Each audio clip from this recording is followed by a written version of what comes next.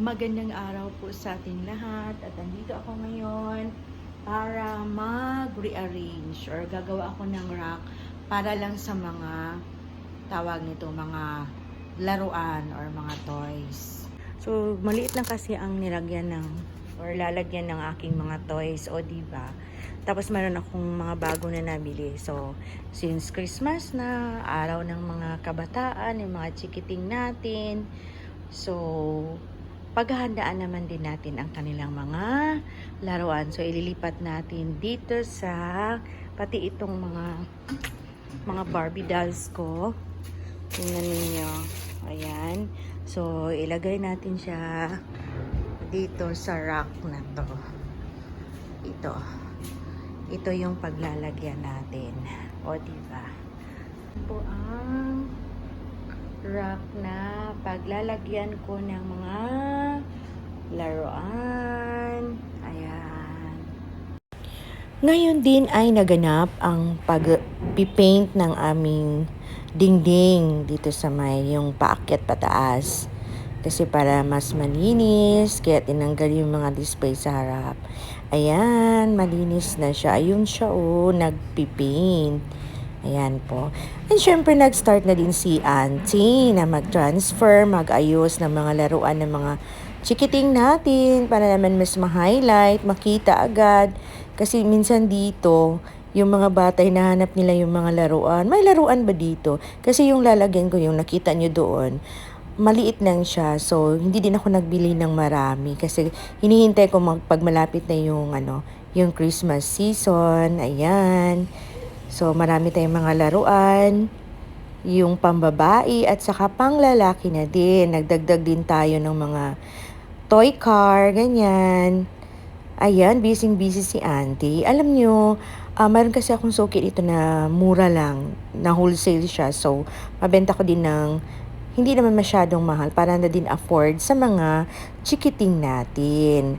Yan po ay yung anong tawag niyan?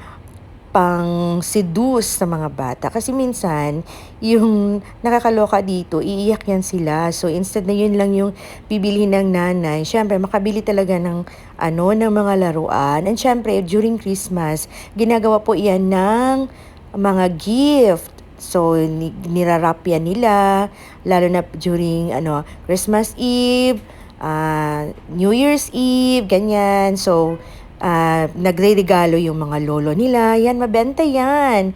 So, dapat ready tayo para naman pangdagdag sales na din during holiday. Ayan, ako ang busy ni Auntie.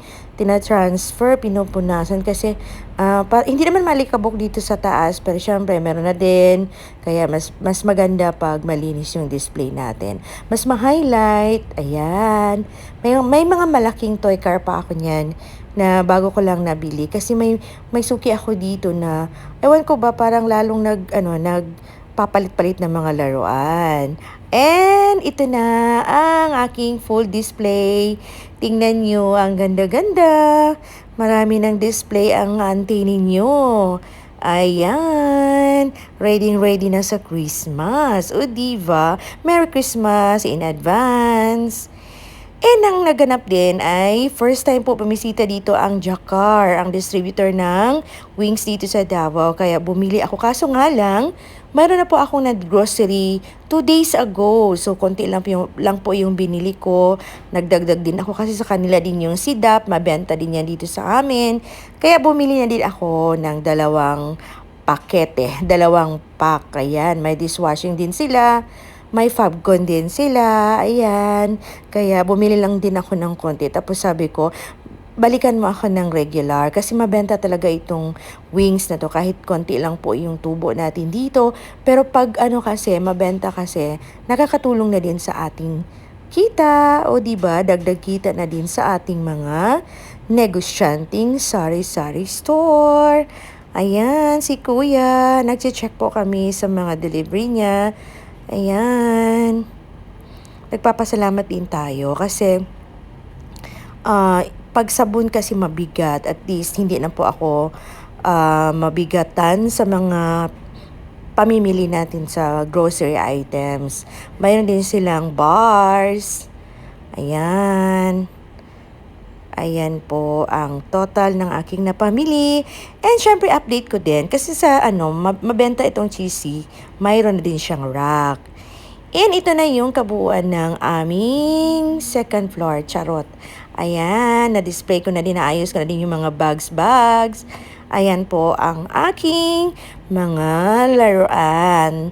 Ayan. So, sa ating pagninegosyo, kailangan ng talaga tiyaga, mag-isip para naman po mapaganda natin ang ating tindahan. Kahit na ano na lang po yan, basta pwedeng mabenta at hinahanap naman sa lugar natin, ay wala pong problema. So, itong video ko, ito lang po, hindi muna ako magbibigay ng tips, but mag-update lang po ako at store tour dito sa taas. And sa pag-highlight ko po sa aking mga laruan, ayan, naayos na po yung mga bags ko. Naglagay na din ako, na-separate ko na din yung mga kunti kong mga Christmas decor. Ayan, meron din akong mga plain shirt para po pag may mag-reunion during December, may namimili po yan kasi piniprintahan po yan. So, ito po yung aking update sa video na ito sa aking display sa taas. So, yun lang po ang aking update for this video. Thank you for watching. God bless po sa ating lahat.